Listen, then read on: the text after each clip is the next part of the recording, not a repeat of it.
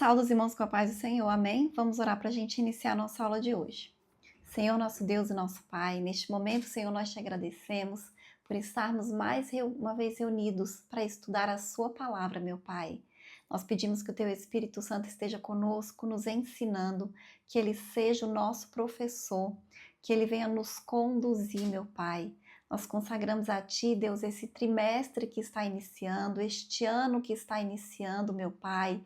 Que o Senhor, Deus, nos acompanhe em todas as aulas, em todos os momentos, em todos os nossos caminhos.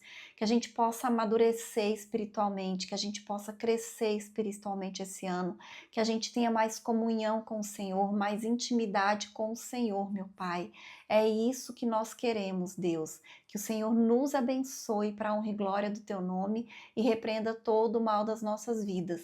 É isso que nós te pedimos e te agradecemos em nome de Jesus. Amém? Bom, hoje é a primeira aula desse trimestre, então é uma nova revista e o título desse trimestre é A Santíssima Trindade, o Deus único revelado em três pessoas eternas.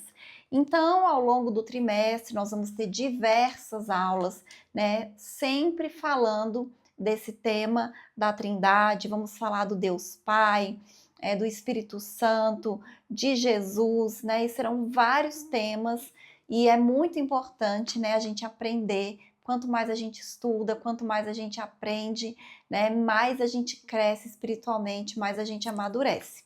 E a lição de hoje, o título dela é O Mistério da Santíssima Trindade. Nós vamos fazer a leitura que está em Mateus, capítulo 3, do versículo 13 ao 17, que diz assim: Então veio Jesus da Galileia ter com João junto do Jordão, para ser batizado por ele. Mas João opunha-se-lhe, dizendo: Eu careço de ser batizado por ti, e vens tu a mim? Jesus, porém, respondendo, disse-lhe: Deixa por agora, porque assim nos convém cumprir toda a justiça. Então ele o permitiu. E sendo Jesus batizado, saiu logo da água. E eis que se lhe abriram os céus, e viu o Espírito de Deus descendo como pomba e vindo sobre ele. E eis que uma voz dos céus dizia: Este é o meu Filho amado, em quem me comprazo. Amém? Então, essa primeira lição, esse texto, ele é um texto assim bastante apropriado, porque a gente vê aqui os três na mesma cena. A gente vê Jesus físico, né, homem, sendo batizado. O Espírito Santo desce sobre ele em forma de pomba e as pessoas podem ver. E todos também podem ouvir a voz de Deus dizendo: Este é o meu Filho amado, em quem me comprazo. Então, ali naquele momento, as pessoas puderam ver Jesus, ver o Espírito Santo em forma de pomba e ouvir a voz de Deus. E aí aqui fica bem claro a trindade, né? A trindade ali de maneira perceptível para aquelas pessoas que estavam ali presentes e registrado na palavra de Deus, para que todos aqueles que lerem, né, tenham esse conhecimento, tenham esse entendimento, tenham essa visão da realidade. Então, nesse trimestre a gente vai estudar a respeito da doutrina bíblica da Trindade, né? E nessa lição de hoje nós vamos estudar com base no texto do batismo de Jesus, que retrata um dos momentos dessa revelação divina sobre a natureza trinitária de Deus. Uma coisa que é importante a gente destacar é que nós cristãos, nós somos monoteístas, nós cremos em um único Deus. E a doutrina da Trindade, ela não vai contra isso, porque é o mesmo Deus, só que revelado de três maneiras diferentes, né? Em três formas diferentes, né? Então, o Filho, nessa passagem do batismo, como eu disse, a gente vê bem isso, né? O Filho sendo batizado, o Espírito Santo descendo como pomba e a voz de Deus, né? O Pai falando dos céus. Então, esse episódio, esse acontecimento dá uma base sólida para a doutrina da Trindade. E o primeiro tópico da lição diz assim: a revelação trinitária no batismo de Jesus. O batismo do Filho, a obediência de Cristo Jesus. Então, Jesus faz parte da Trindade. E ele veio em forma de homem. Ele já existia antes dele nascer. Então, o espírito dele encarnou em um corpo físico. Então, é um Deus encarnado que desceu às águas do Jordão para ser batizado por João Batista. Uma coisa que é importante que a gente entenda, que os judeus, eles já realizavam o batismo, mas eles faziam um batismo de conversão e de purificação. Então, quando alguém, se torna judeu, ele é batizado, é um batismo de conversão e um batismo de purificação, para purificar, que as mulheres fazem, ou faziam quando elas acabavam o período menstrual. Então, tinha já o batismo. E Jesus usa o batismo. E João Batista, ele faz uso desse batismo nas águas, que já acontecia, mas agora é um batismo de arrependimento dos pecados. Então, a gente vê aqui o cumprimento de algo, de um ato que os judeus já faziam. Então, este ato, à primeira vista, pode até parecer desnecessário. Por que Jesus, que não era pecador, ia fazer um batismo de arrependimento? Mas o próprio Jesus diz assim: deixa por agora, porque assim nos convém cumprir toda justiça. Mateus capítulo 3, versículo 15.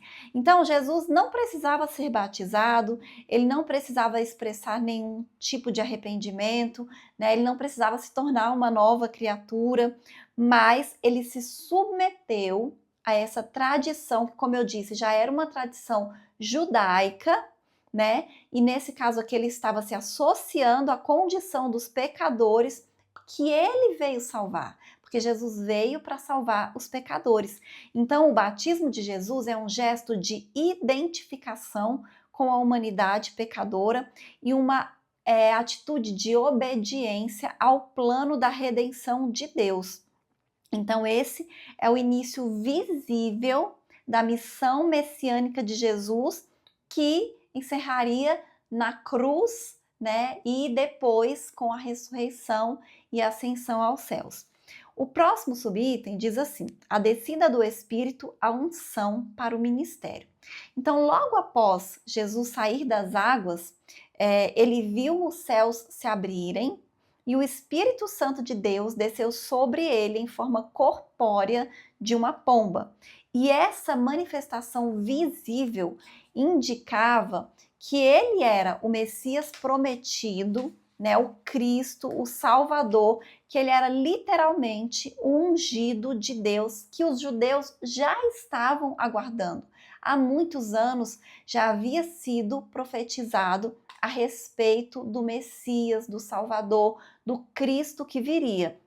Então, essa unção que Jesus recebeu, ela não pode ser confundida como se fosse uma adoção do Espírito, como se Jesus passasse a ser o Messias a partir daquele momento. Não, desde que ele foi concebido, ele já era o Messias. Nós conhecemos a história da concepção de Jesus. Foi o Espírito Santo de Deus, que gerou Jesus no ventre de Maria. Não foi da forma tradicional, como todas as vidas são geradas. Então, foi de uma maneira especial, de uma maneira milagrosa. Então, antes mesmo do batismo de Jesus, ele já era o Filho de Deus. Então, a vinda do Espírito Santo sobre Jesus naquela ocasião representa a sua unção pública e visível.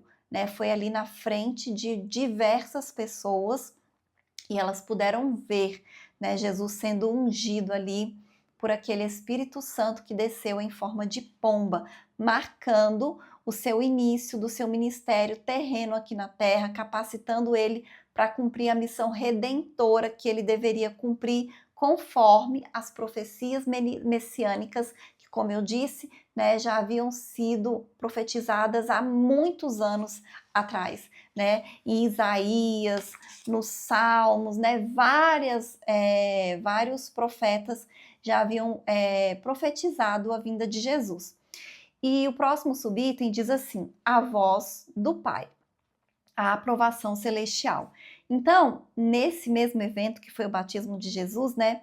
Por fim, teve uma voz audível proclamada do céu, dizendo: Este é o meu filho amado, em quem me comprazo. Algumas versões dizem assim: em quem eu tenho prazer. Então, trata-se de uma declaração solene e pública do Deus Pai, que não apenas confirma a identidade messiânica de Jesus, mas também a divindade de Jesus. E essa afirmação remete às mensagens messiânicas e proféticas de que Jesus é o Filho eterno, ungido de Deus, aquele que agrada plenamente o Pai. Lá em Salmos, capítulo 2, versículo 7, fala sobre isso. Isaías 42, versículo 1 também. Então, como eu disse, essa voz celestial, né, que foi ouvida ali no dia do batismo de Jesus, não inaugura a sua filiação. Ele já foi concebido como sendo filho de Deus.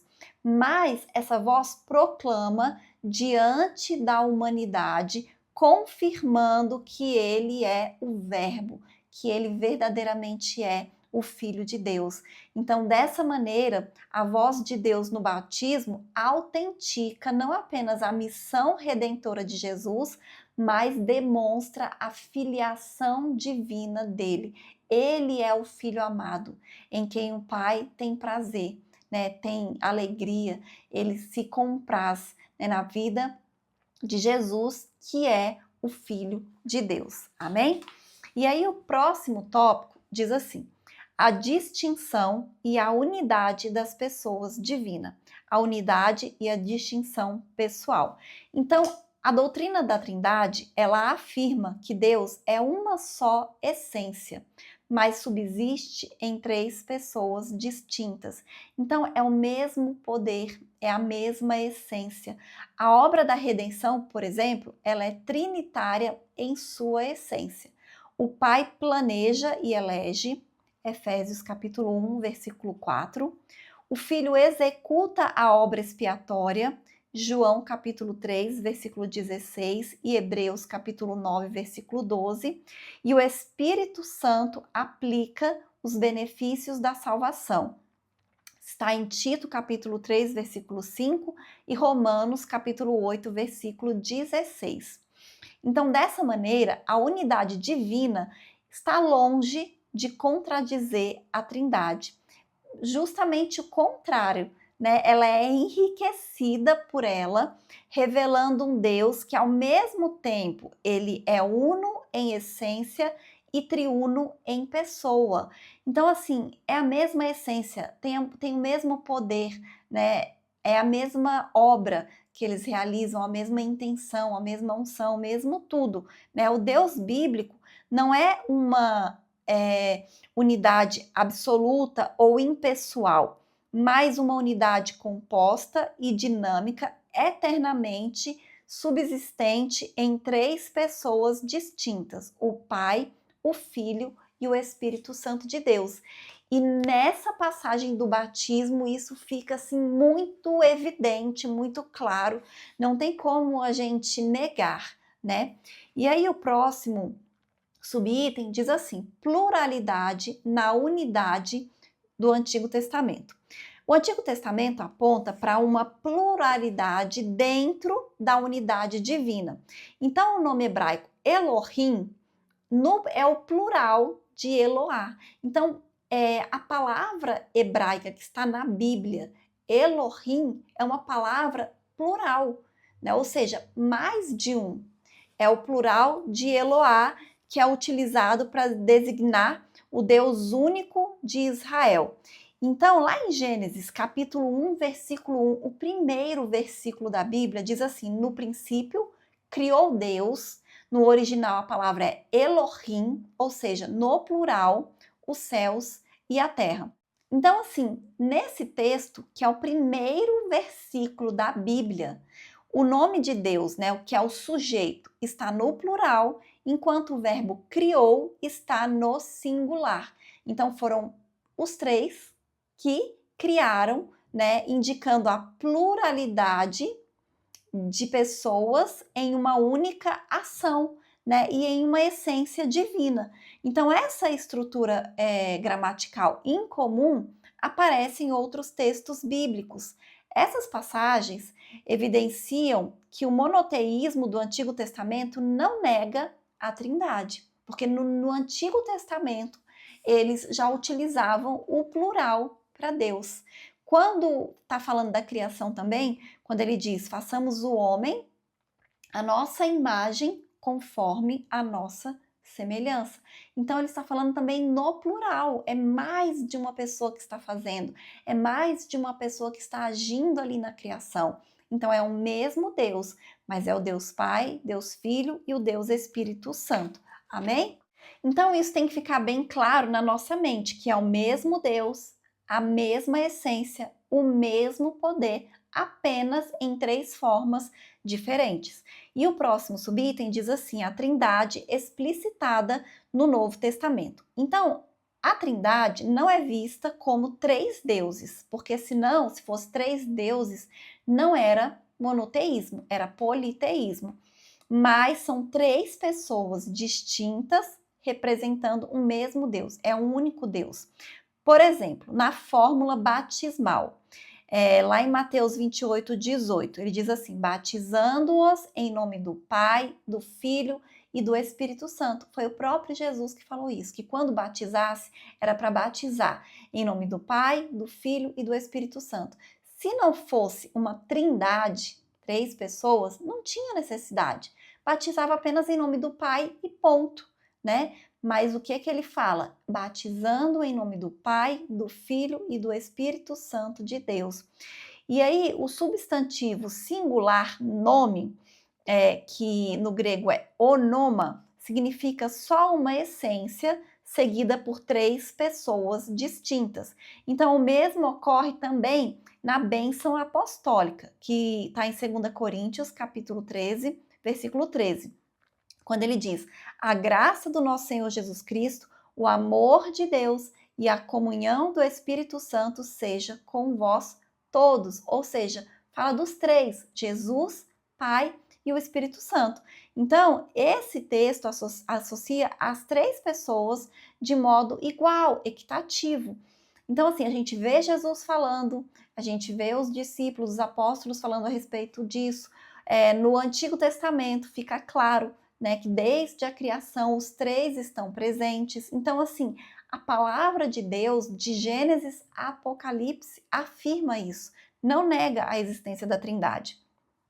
E aí, ainda de acordo com as Escrituras, nós fomos eleitos segundo a presciência de Deus Pai, em santificação do Espírito, para a obediência e aspersão do sangue de Jesus. Está lá em 1 Pedro, capítulo 1, versículo 2. Então, a gente vê aqui novamente a participação das três pessoas divinas na obra da salvação e fica claro, né, evidente, fala o nome dos três. E Paulo também acrescenta, há um só corpo e um só Espírito e um só Senhor, um só Deus e Pai de todos. Efésios 4, do 4 ao 6. Então, essa tríade, Espírito, Senhor, Deus e Pai, reflete, obviamente, a estrutura trinitária da divindade. Então, assim, é muito claro, é muito nítido, porque, assim, está escrito, né? O próprio Jesus fala, aqui no batismo a gente vê, né? Então, são várias passagens afirmando isso. Então, não tem como nós negarmos a existência da Trindade. Não existe como a não ser que a gente negue a palavra de Deus. A gente negue o que está escrito na Bíblia. Então, assim, ou a gente acredita em tudo que está escrito na Bíblia, ou a gente não acredita, né? A gente não pode escolher partes que nós vamos acreditar, porque é assim que surgem as seitas. As seitas, elas pegam partes, né, e elas desenvolvem teorias e doutrinas ali baseado apenas em partes do que está escrito na palavra de Deus. E aí o próximo tópico, ele diz assim: a relevância da Trindade para a fé cristã. Desenvolvimento doutrinário da Trindade. Então, a doutrina da Trindade não é uma elaboração tardia da fé cristã. Não foi uma coisa que os teólogos, que os discípulos ou que os padres, né, eles decidiram depois. Como a gente já viu aqui através de passagens bíblicas, é algo que existiu desde sempre. Mas assim, teologicamente, ela foi sendo construída, né? E de maneira progressiva. E com a palavra de Deus, tem versículos, né, que afirmam isso, que há um único Deus, tanto no Antigo Testamento quanto no Novo Testamento. Apesar de falar de Deus Pai, Deus Filho e Deus Espírito Santo, ele sempre afirma que é um único Deus. E aí tem passagens, como por exemplo, em Deuteronômio, capítulo 6, versículo 4, que está no Antigo Testamento, mas aí também tem Marcos capítulo 12, versículo 29, que está no Novo Testamento, Romanos capítulo 1, versículo 3 e 4, que está no Novo Testamento, Isaías capítulo 7, versículo 14, que está no Antigo Testamento, então assim, várias passagens. Então a plena compreensão da Trindade, ela foi definida nos primeiros séculos da Igreja. O Concílio de Nicéia, em 325 d.C., proclamou que o Filho é da mesma substância do Pai, condenando a ideia de que ele fosse uma criatura exaltada, ou seja, de que ele não fizesse parte da criação, que ele realmente não fosse o Filho de Deus. O Concílio de Constantinopla, que aconteceu em 381 depois de Cristo também, complementou a formulação trinitária ao afirmar a divindade do Espírito Santo. Então, assim, desde os primeiros séculos da Igreja Cristã, estudiosos da fé cristã têm ensinado a perfeita unidade em Deus, sem confundir a identidade de cada pessoa divina. Então, dessa maneira, a gente aprende que o Pai, ele é eterno e não criado e não gerado. É a fonte. O Filho é gerado do Pai e o Espírito Santo procede do Pai e do Filho. Desse modo, o apóstolo Paulo ensina a natureza trinitária da espiritualidade cristã. O cristão ora ao Pai por meio do Filho no poder do Espírito Santo.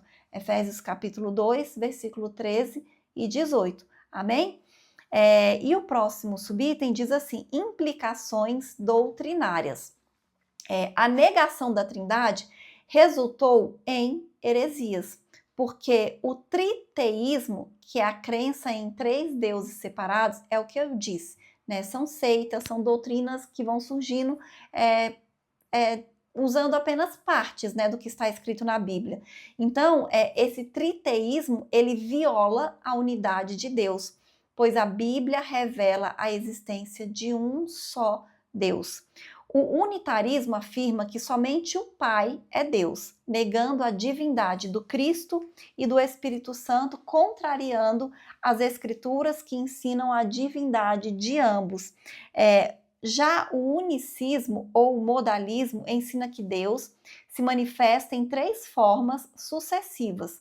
Porém, no batismo de Jesus está claro que as 3 pessoas são distintas e se manifestaram ali simultaneamente, porque a gente tem na mesma cena o Pai, o Filho e o Espírito Santo. Então, o monoteísmo bíblico, ele ensina que há um só Deus que subsiste em 3 pessoas distintas. A compreensão distorcida dessa doutrina tem sérias implicações para a salvação. Lá em João 17, 3, diz assim: e a vida eterna é esta, que conheçam a ti só, por um único Deus e verdadeiro, e a Jesus Cristo, a quem enviaste. A doutrina da Trindade, ela é inseparável do Evangelho, pois o Deus que salva é o mesmo Deus que se revela. Então, nós não podemos ter dúvidas com relação a isso, né? Como a gente viu nessa lição de hoje, existem várias passagens, tanto no Antigo Testamento quanto no Novo Testamento, revelando que existe um único Deus, mas ele se revela em três pessoas distintas. Ele existe em três pessoas distintas, que é o Deus Pai, o Deus Filho e o Deus Espírito Santo. Os judeus, eles não acreditam na Trindade, porque eles acham que a doutrina da Trindade é politeísmo, porque é como se a gente estivesse falando de três deuses. Mas nós somos cristãos, nós somos monoteístas, acreditamos apenas em um Deus, mas nós entendemos pela palavra de Deus que esse Deus existe em três formas, em três pessoas: o Deus Pai, o Deus Filho e o Deus Espírito Santo. E eu vou ler a conclusão que diz assim: compreender a Trindade é fundamental para manter a fidelidade doutrinária. Ela não apenas protege a integridade da revelação de Deus, mas também sustenta toda a estrutura da salvação. Crer na Trindade é crer no Deus que salva e que se manifesta plenamente como Pai, Filho e Espírito Santo. Por isso, a doutrina da Trindade deve ser confessada, celebrada e ensinada como um fundamento inegociável da fé cristã. Amém?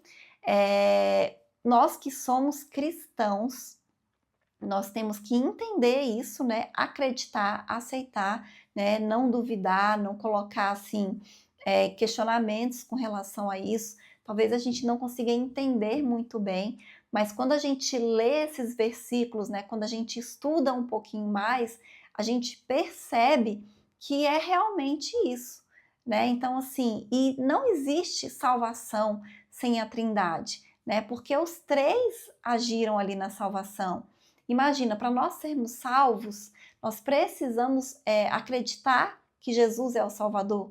Nós precisamos confessar com a nossa boca que Jesus é o Salvador. Então, como um Salvador que não é Deus, né? Que não tem esse poder. Então, assim, a gente acredita na Trindade, mas nós somos monoteístas. Nós acreditamos em um único Deus, mas é o Deus Pai, Deus Filho e Deus Espírito Santo, com a mesma essência, com as mesmas características e com o mesmo poder. Amém? E essa foi a lição de hoje, a primeira lição desse trimestre. E até a próxima aula, em nome de Jesus.